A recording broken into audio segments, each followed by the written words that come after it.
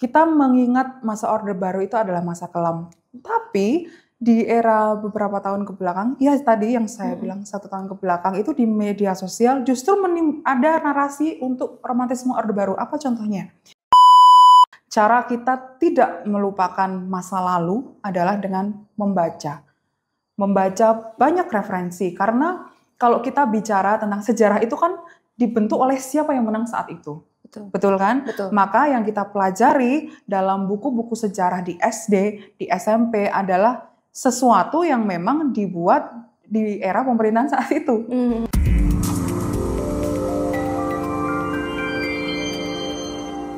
Halo Kak Cica. Halo Kak Rosi. Apa kabar? Baik sekali. Wah, terima kasih banyak. Ya, terima kasih sudah mengundang. Kami terima kasih juga sudah bersedia. Meskipun ini mungkin episode yang cukup awal buat kami. Ya. Langsung datang Kak Cica di sini. Ini saya masih sangat baru nih datang ke PGI. Karena gitu. Biasanya juga Kak Cica yang nanyain orang ya. Bener, Sekarang ditanyain. Nah, buat teman-teman muda mungkin yang belum mengenal Kak Cica, mungkin boleh sedikit perkenalkan Kak Cica ini siapa? Iya, kebetulan saya adalah Cica yang bekerja sebagai jurnalis. Saat ini saya bekerja di Tempo, memegang desk politik ya. Saya redaktur di desk politik di majalah Tempo, dan ya sehari-hari meliput politik begitu ya, politik, kemudian isu-isu nasional gitu yang bersinggungan dengan hak asasi manusia, kemudian konflik dengan masyarakat adat misalnya, lalu konflik agraria segala macam itu pernah meliput juga gitu. Dan ini adalah tahun ke berapa ya?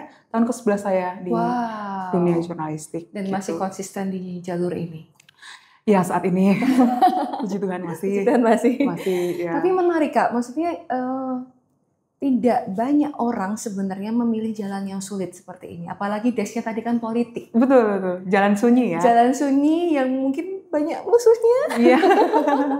Nah, kalau looking back ke hari-hari awal di masa-masa sekolah dulu, apa sih sebenarnya yang membuat Kak Cica akhirnya memilih jalan bidang ini? Nah, ini kalau ditanya ini sering kali susah menjawab karena memang awalnya saya masuk jurnalistik itu adalah karena ketertarikan pada dunia industri media yang fleksibel, gitu ya, fleksibel dan egaliter gitu ya. Banyak senior saya di dunia jurnalistik yang sudah ngasih tahu nih waktu saya masih kuliah dulu dan berkomunikasi dengan mereka, ngasih tahu bahwa dunia jurnalistik itu membuka pikiran kita gitu. Jadi kita satu sama lain itu bisa saling berdebat, atasan dan bawahan gitu ya. Sangat fleksibel dan egaliter. Tidak ada yang lebih senior, tidak ada yang lebih junior. Saya tertarik dengan dunia seperti itu awalnya. Di satu sisi saya juga tertarik dengan baca-membaca, tulis-menulis gitu. Makanya itu ya. Iya, makanya kuliah saya adalah di sastra Indonesia, dan bacaan-bacaan kami di sastra Indonesia itu kan juga bacaan-bacaan yang sebetulnya bersinggungan juga dengan kritik sosial, dengan fenomena-fenomena politik yang terjadi bukan hanya di tahun ketika saya kuliah di tahun 2000-an, tapi ditarik ke belakang lagi gitu, ketika ya banyak sekali karya sastra yang muncul di era-era misalnya 98 gitu, ketika kritik dibungkam sastra bicara gitu. Makanya tertarik pada dunia-dunia yang seperti itu. Dan memang waktu awal ketika saya sekolah dulu, ketika ditanya pengen jadi apa cita-citanya, pikiran saya itu cuman kalau nggak jadi wartawan waktu itu ya bekerja di balik layar gitu, entah itu jadi pegawai bank kayak atau apa, perawat gitu, yang bekerja di balik layar gitu. Tapi kemudian makin kesini ada jalan yang kemudian membuahkan saya, sepertinya ini nih pilihan saya, ada pilihan yang menuntun saya untuk menuju tempat saya yang sekarang gitu. Ada tuntunan. Betul. Kalau kita bicara tuntunan ilahi gitu. Tuntunan ilahi, bener. Itu nggak kelihatan kan? Nggak kelihatan. Kalau bahasa anak yang culture sekarang katanya semesta mendukung gitu. Betul. Mestakung. Iya. Jadi lebih ke situ sih, dan kebetulan juga keluarga biasanya kan kita tidak bicara gender ya, tapi maksudnya perempuan di industri media yang sangat male dominated itu keluarga itu suka khawatir, worry. berhadapan dengan banyak resiko segala macam. Tapi kebetulan keluarga saya itu sangat mendukung gitu. Jadi saya tidak pernah tuh disuruh resign untuk dari kerjaan yang sekarang karena ya berisiko lalu menghadapi berbagai mungkin ancaman juga ya gitu di lapangan. Dan jam kerja jurnalis itu kan 7 kali 24 jam gitu kan. Dan itu tidak menjadi masalah untuk keluarga saya karena keluarga saya mendukung, ya udah. Tapi adakah anggota keluarga yang memang di dunia ini? Belum ada sama sekali. Iya, betul. Membuka jalan. Gitu. Antara membuka jalan atau malah keluarga besar yang lain jangan berpikir gitu ya. Berpikir jangan ke situ. Jangan ke situ karena ternyata beginilah dunia ini. Betul ya. Serba kebalik gitu ya. Betul. Oke. Nah Kak, ini kan hari ini kita mau bicara secara khusus, udah tertulis di sini, orang muda bicara soal menolak lupa. Wah, oke. Menarik. Agak nyentil dikit deh ya, nyentil dikit karena looking back juga kemarin kenapa muncul frase ini untuk menjadi satu topik buat kita ngobrol. Iya. Balik ke bulan Mei. Peristiwa Mei. Iya. Karena kalau agak sedikit personal, adikku yang setelah aku persis lahir pas di bulan Mei. 98. Wow. Itu. Tonggak reformasi itu. Betul. Sebenarnya mau dikasih nama reformasi tapi kok lucu ya. Gak jadi. Iya.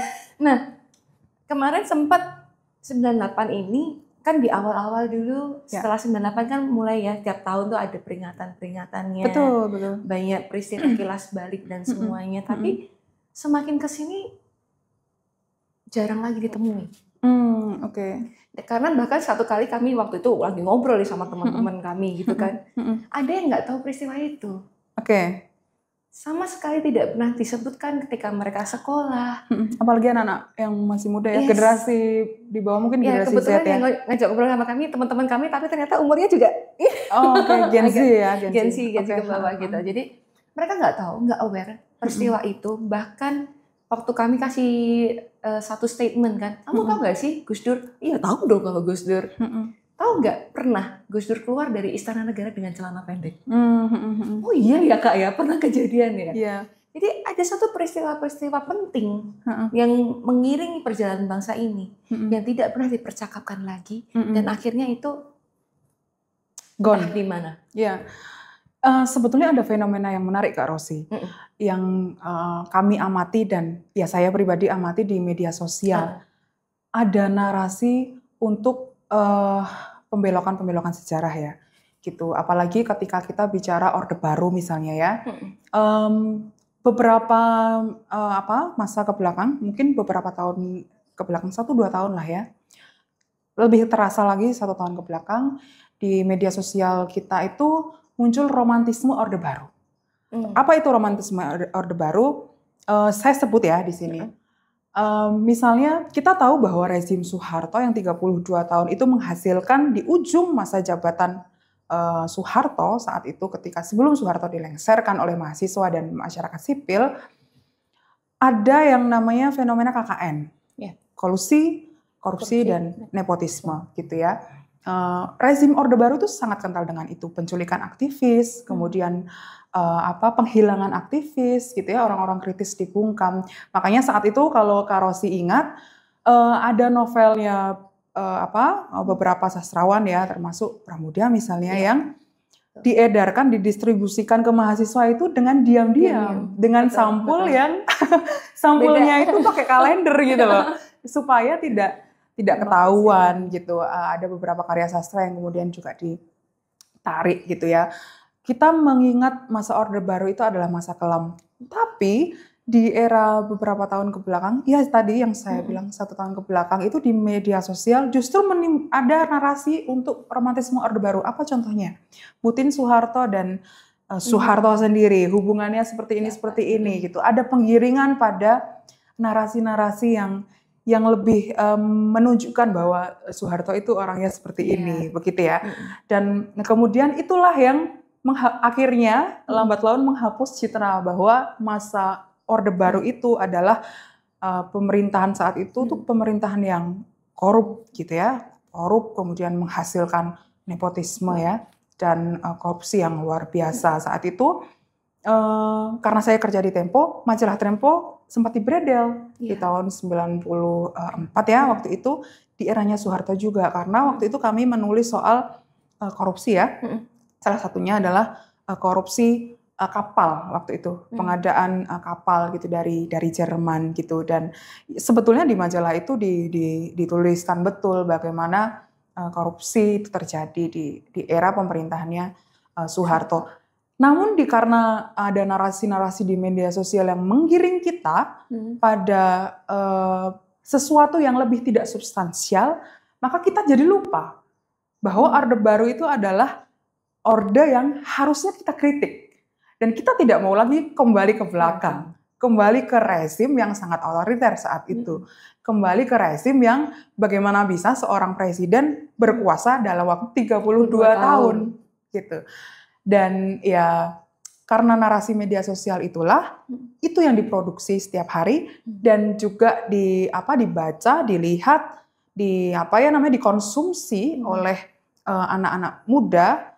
Tidak semua Gen Z memang tidak melek dengan era Orde Baru. Buktinya demo misalnya, demo-demo untuk mengkritik pemerintahan yang menuju pemerintahan yang otoriter gitu ya.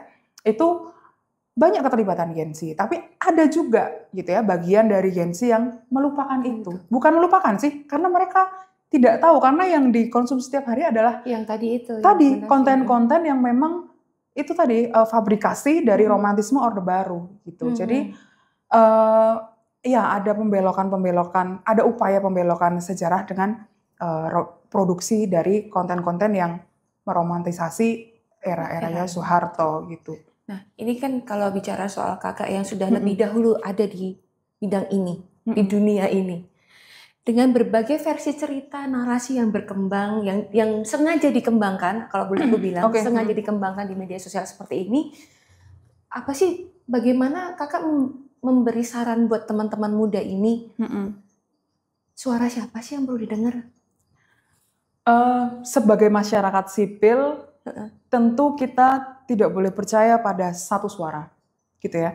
Media adalah bagian dari masyarakat sipil, mahasiswa adalah bagian dari masyarakat sipil. Cara kita tidak melupakan masa lalu adalah dengan membaca banyak referensi, karena kalau kita bicara tentang sejarah itu kan dibentuk oleh siapa yang menang saat itu. Betul kan? Betul. Maka yang kita pelajari dalam buku-buku sejarah di SD, di SMP adalah sesuatu yang memang dibuat di era pemerintahan saat itu, gitu ya. Maka sebetulnya banyak hal ditutupi, gitu ya. Genosida di tahun 65 itu kita bisa mendapatkan referensi itu justru dari buku-buku terbitan misalnya penerbit-penerbit yang independen, gitu ya. Lalu mungkin juga tulisan-tulisan penulis luar negeri, penulis Belanda gitu, atau penulis manapun lah yang kita bisa jadikan referensi.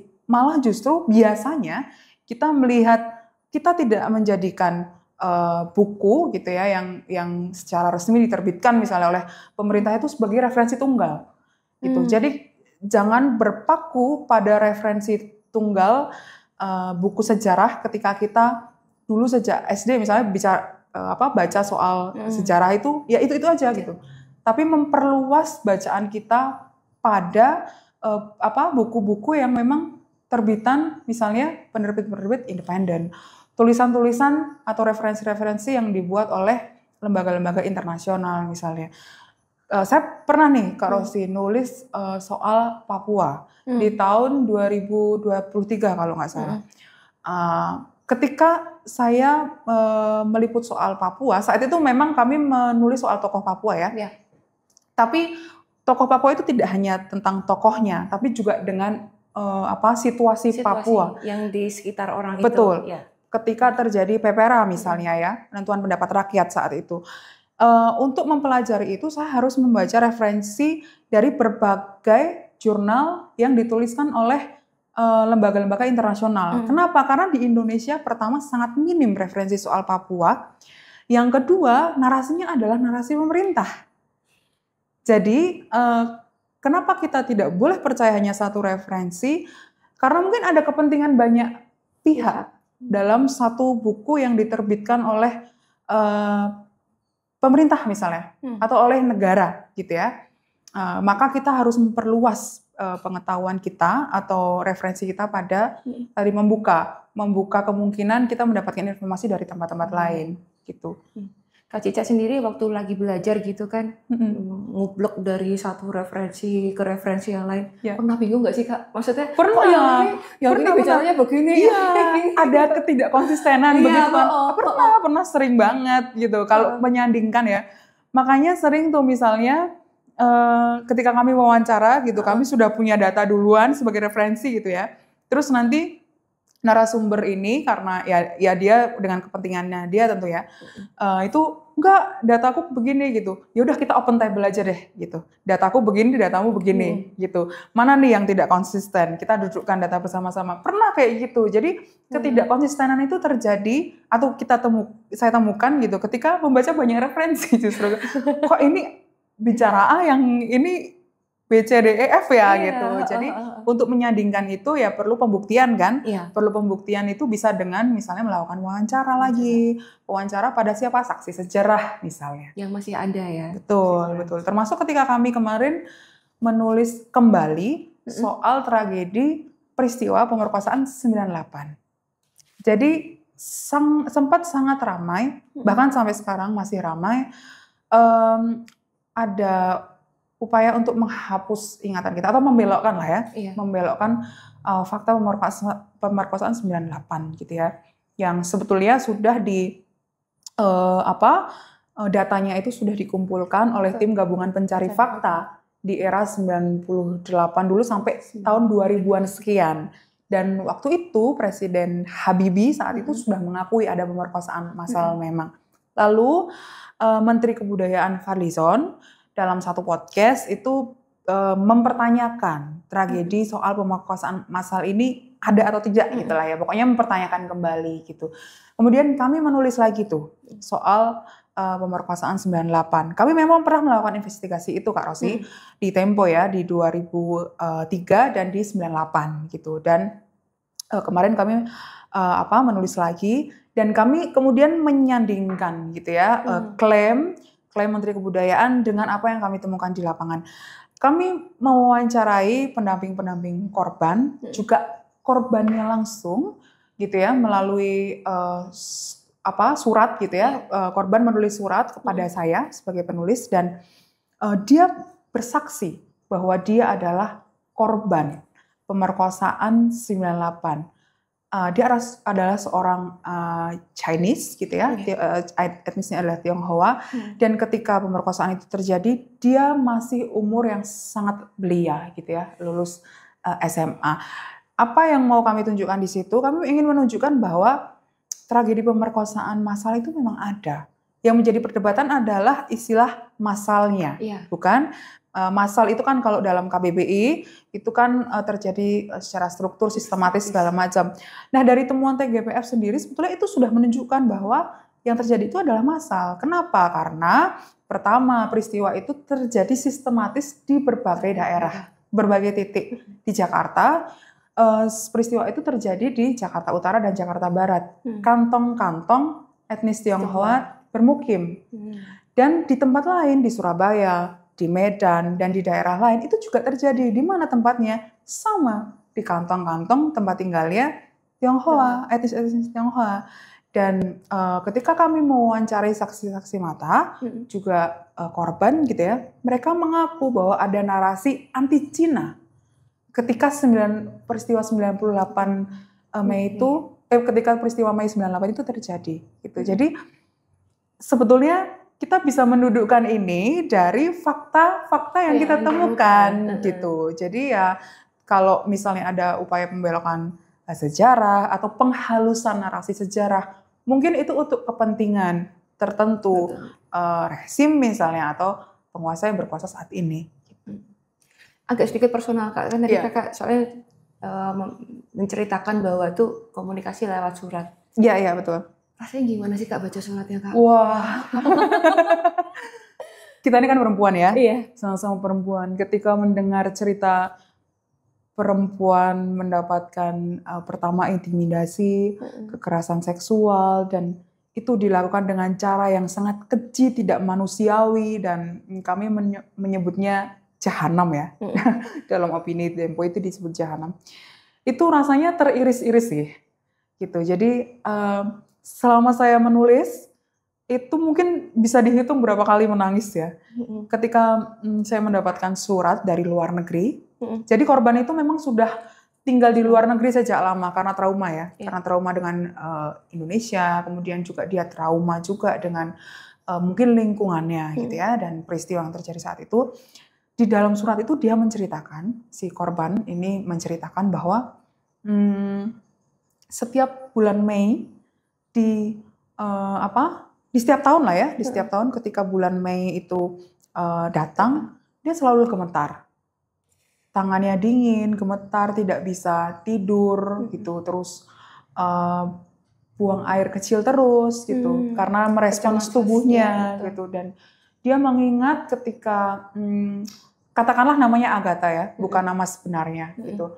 Agatha ini ketika peristiwa itu terjadi, dia diperkosa oleh lebih dari 5 orang, berbadan tegap, entah siapa itu, berambut cepak ya saat itu, dan dia ada di rumah toko keluarganya waktu itu di Jakarta Barat, Jelembar. Dan ketika dia diperkosa itu dia masih SMA, lalu dia sudah keterima, dia SMA kelas 3, dia sudah keterima di universitas yang dia idam-idamkan selama ini dan di jurusan yang dia cita-citakan.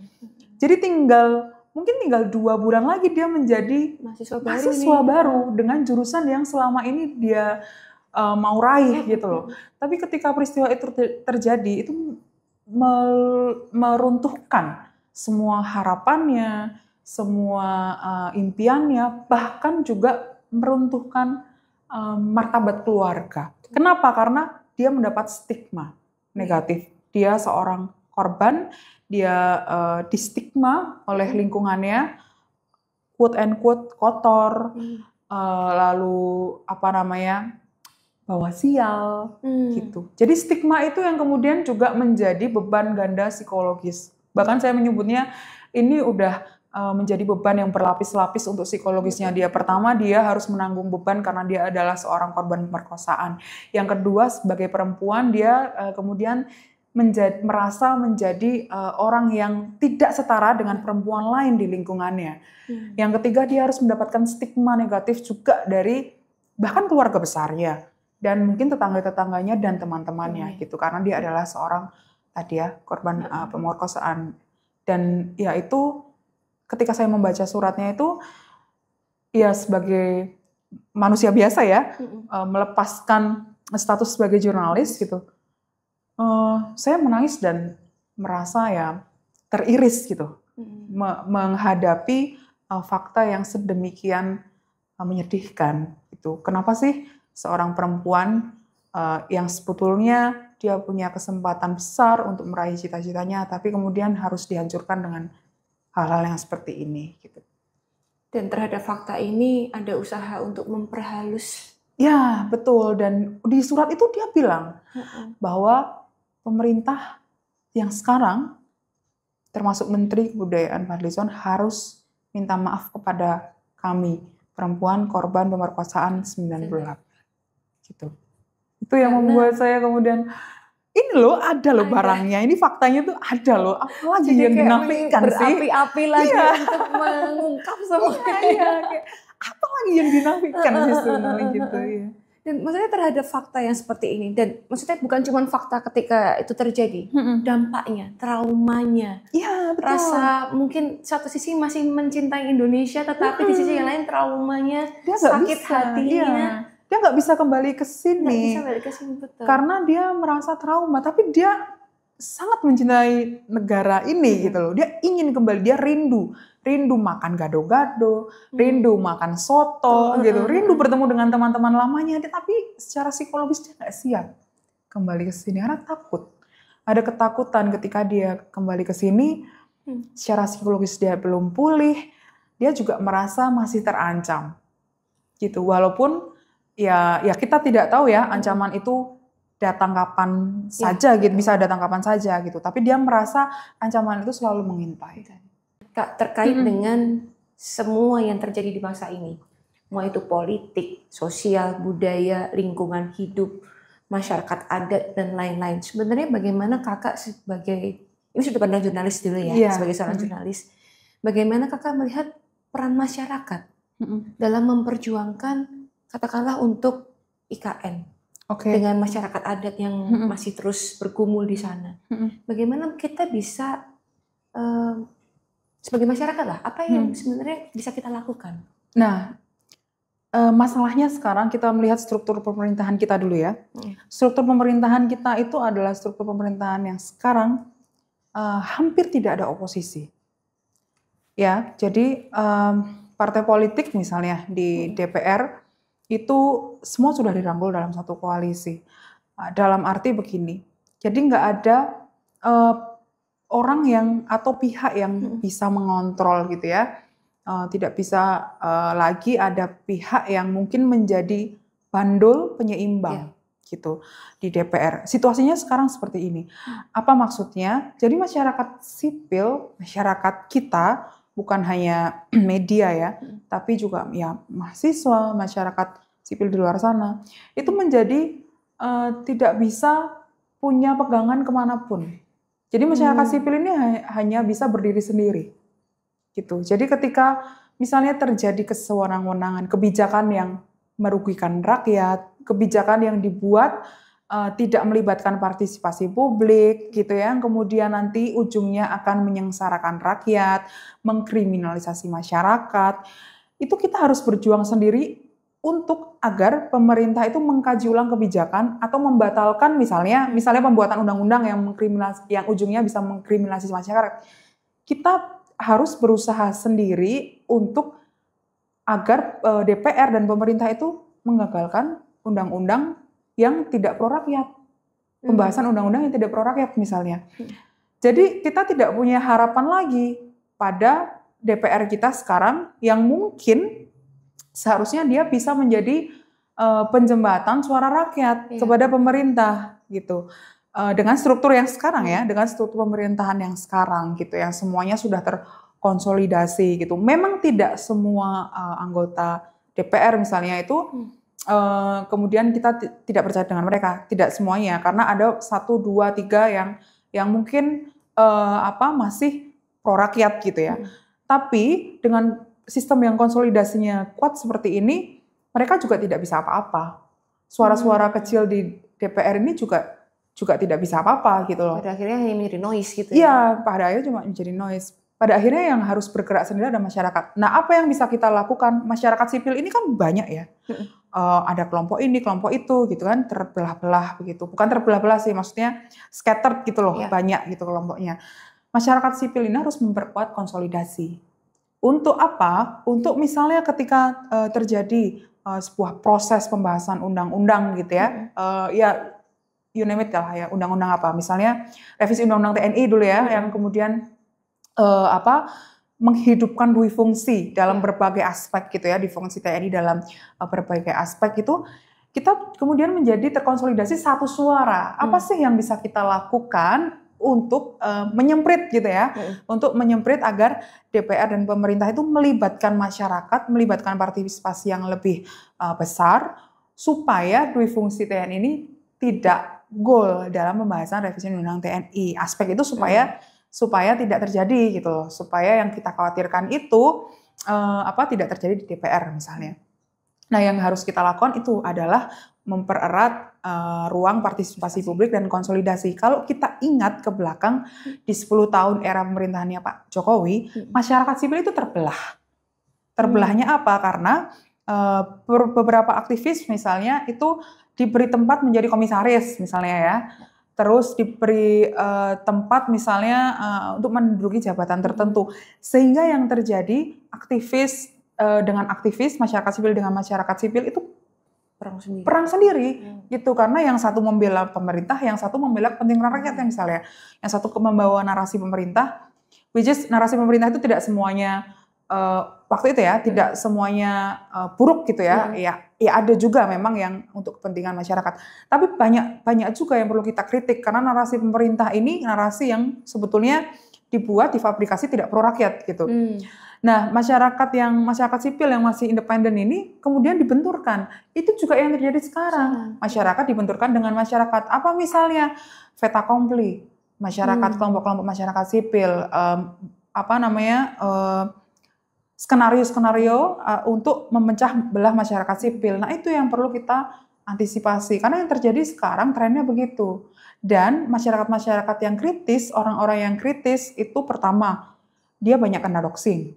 Kalau kita lihat ya di media sosial, aktivis-aktivis yang kemudian bersuara, lalu dia dapat ancaman, terus dapat doxing, kan jadi jiper, gitu kan? Orang yang mau mengkritik sedikit, terus jadi mundur lagi. Belum lagi Karena ada UU ITE itu ya. Betul, apalagi ada undang-undang ITE gitu. Banyak sekali pasal karet dalam undang-undang kita yang kemudian bisa menjerat kita sebagai masyarakat itu kapanpun gitu loh. Dan anehnya itu lolos aja gitu di DPR gitu. Jadi ya kita harus aware dengan itu. Maka yang terjadi sekarang dengan kondisi yang seperti ini ya kita harus memperkuat konsolidasi, jangan terpecah belah gitu. Berarti sebagai orang muda tadi belajar sebanyak-banyaknya dan juga konsolidasi sering-seringnya dengan gitu ya? kelompok manapun. Dan diskusi sekecil apapun itu harus kita hidupkan dan hidupi. Kita bisa menghidupkan, kita juga bisa menghidupi diskusi-diskusi itu. Kenapa? Karena dari diskusi-diskusi kecil sekecil apapun itu muncullah ruang-ruang kritis. Misalnya kita misalnya mau mengkritisi tentang kebijakan tertentu. Dalam diskusi-diskusi itu muncul banyak pemikiran gitu ya, yang kemudian bisa kita rumuskan apa sih masalah kita ini sebenarnya, apa sih jalan keluarnya gitu, dan bagaimana kita harus bergerak untuk mendorong agar kebijakan itu kemudian tidak merugikan masyarakat. Gitu. Jadi ruang-ruang kecil itulah muncul pikiran yang besar. Bagaimana kakak melihat dunia sastra dan seni? Nah, sastra karena dan kemarin seni, juga sempat kan ada kan musisi yang terus iya betul.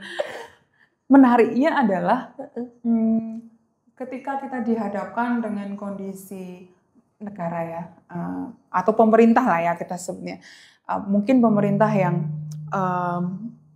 otoriter gitu ya, atau kalau tidak mau kita sebut otoriter, indikasinya itu menuju otoritarianisme gitu ya. Itu kemudian muncul karya-karya dari 1, 2, 3 orang, kemudian snowballing gitu yang kemudian itu menjadi karya sastra yang isinya tuh kritik-kritik sosial gitu.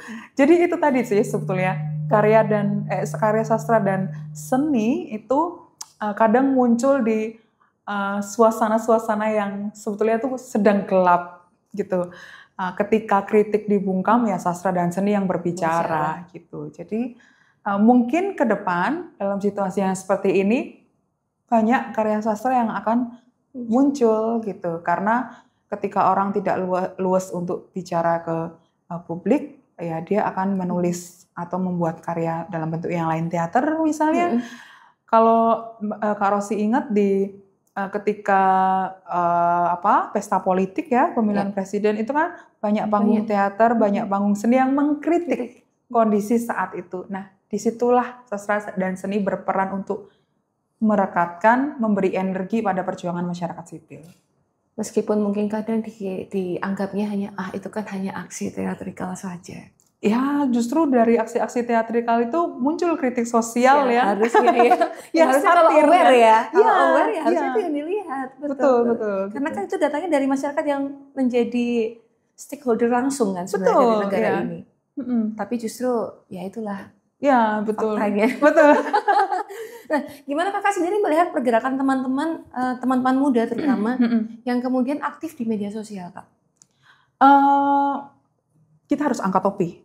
Kita harus angkat topi kepada anak-anak muda yang berani menyuarakan kritiknya, yang berani menyuarakan ekspresi terhadap apa yang sedang dihadapi bangsa ini belakangan ini ya gitu, dalam beberapa momentum. Kita mungkin bisa tarik ke awal tahun ketika demo tentang akhir tahun deh ya, akhir tahun dulu ya, demo ketika itu PPN 12%. Ya. Yang turun adalah K-popers. Ingat kan? Ingat. kita tidak pernah membayangkan bahwa Anak-anak bukan K-pop mengecilkan ini. bukan mengecilkan mereka ya, bukan mengecilkan kelompok ini, tapi kita sebelum tidak pernah membayangkan bahwa K-popers itu akan bersatu, berkumpul, demo di depan istana untuk mengkritik tentang kebijakan PPN 12%. Tapi justru dari suara mereka lah kemudian gelombang suara itu membesar, menjadi sebuah kritik yang didengarkan kemudian oleh pemerintah, dan pemerintah kemudian bukan membatalkan sih, menunda PPN pelaksanaan PPN 12% dalam kondisi ekonomi negara yang tidak baik-baik saja. Di awal tahun kalau kita ingat itu ada demo yang namanya Indonesia Gelap, meskipun belakangan ada tudingan bahwa gerakan Indonesia Gelap itu didanai koruptor apa segala macam, tapi faktanya yang kami temukan ketika saya paling enggak menulis tentang Dinamo Indonesia Gelap, ini gerakan yang organik. Munculnya dari siapa? Dari Gen Z. Itu hasil temuan kakak ya? Iya, dari Gen Z yang sebetulnya itu mereka resah dengan kondisi yang terjadi saat itu ya. Dan juga tampak waktu itu dengan dinamika situasi pasar. Pasar merespons kondisi Indonesia dengan misalnya waktu itu pasar saham melemah gitu. Ini kan sebuah indikasi yang sebetulnya sudah berantai-rantai gitu loh, tidak bisa dinafikan gitu. Pasar merespons lalu ditangkaplah oleh Gen Z waktu itu kan.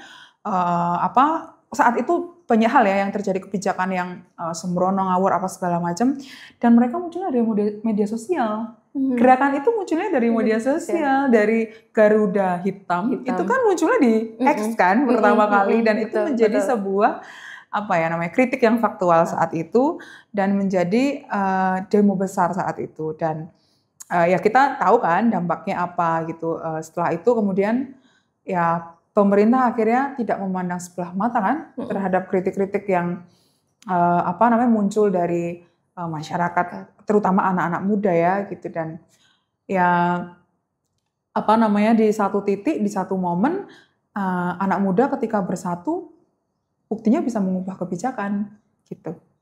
Dan ternyata ada kekuatan ketika anak-anak muda ini bersatu gitu. Betul.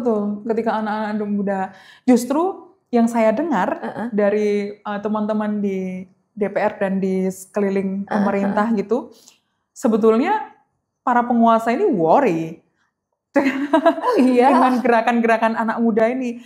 Kenapa? Karena kalau kita tengok di 98, itu kan terjadi, Presiden Soeharto misalnya, itu kan didemo oleh mahasiswa, dan dia turun ketika dikepung oleh mahasiswa saat itu. Ada trauma yang terjadi di sekeliling penguasa kita gitu ya, dengan demo yang melibatkan anak-anak muda. Ya, suara anak muda adalah suara rakyat sekarang gitu. Jadi teman-teman muda jangan khawatir, jangan takut kalau mau bersuara. Betul. Meskipun nanti tiba-tiba ada kepala babi datang, ya sudah lah kita masak gitu. Jangan dong. Jangan, itu mengindikasikan bahwa kita anti kritik, negara kita anti kritik. Jika terjadi kritik lalu ada teror datang, tidak bisa kita normalisasi sebetulnya. Betul. Itu menarik Kak, maksudnya kembali lagi soal kekuatan teman-teman muda ini. Karena ternyata memang teman-teman muda ini punya cara yang khas dan unik. Betul. Iya. Yang mungkin berbeda, karena aku percaya sih setiap masa ada orangnya, setiap orang ada masanya. Yes. Ini juga sama. Kalau sekarang teman-teman muda banyak aktif di media sosial, lakukanlah itu aja gitu. Iya, karena zamannya berbeda. Iya, betul. Gitu. Dan kalau memang apa yang mungkin teman-teman mungkin merasa situasi kayak gini, tapi dia nggak berdaya untuk melawan, ya kita punyanya gadget loh. Kita pakai yuk gadgetnya kita. Betul. Gitu. Betul. Membuat konten-konten yang ya bukan hanya mengkritik sih, konten-konten edukasi, konten-konten yang menggambarkan situasi yang terjadi sekarang, itu kan juga sebuah upaya juga ya untuk kita merespons lah ya, merespon apa yang terjadi di sekeliling kita gitu. Jadi kalau banyak nih ya, misalnya buzzer gitu ya, lu mengkritik emang udah bisa bikin apa untuk negara ini? Kita sebagai rakyat memang sudah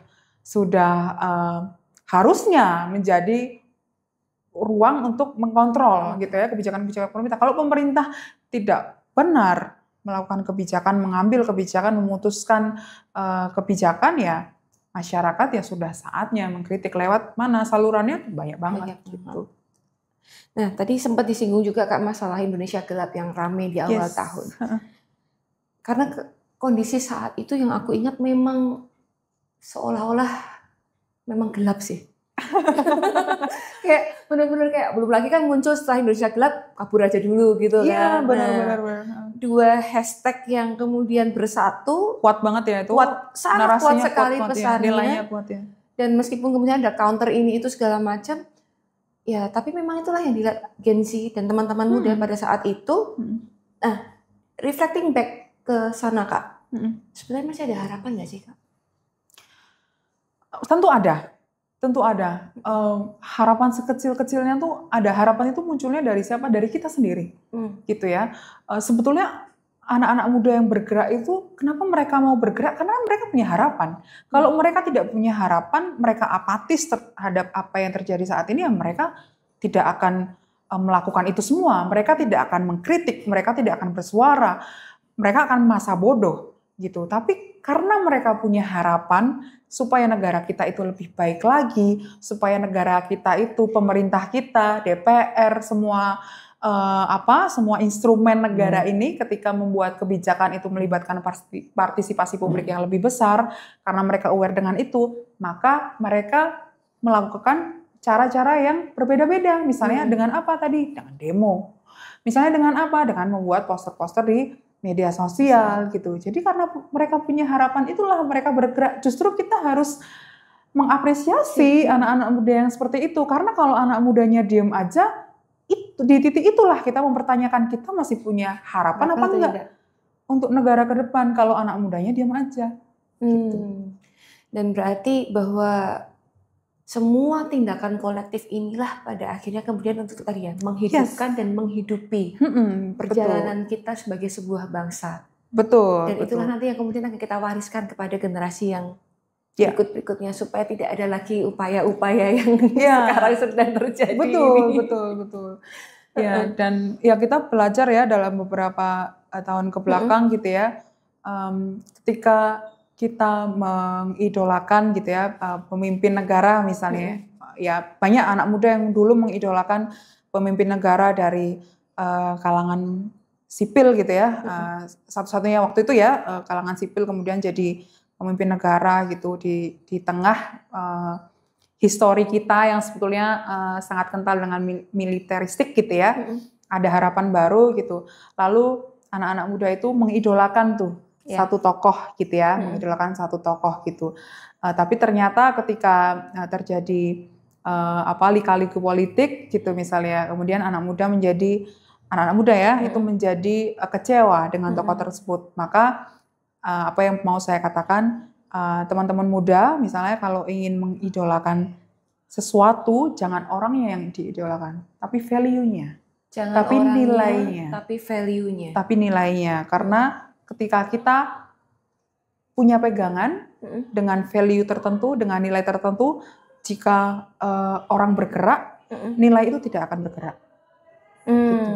Jadi ketika kita mengidolakan seseorang dengan value tertentu, gitu ya, ketika orang itu berubah, misalnya, ya kita tidak akan kecewa, gitu.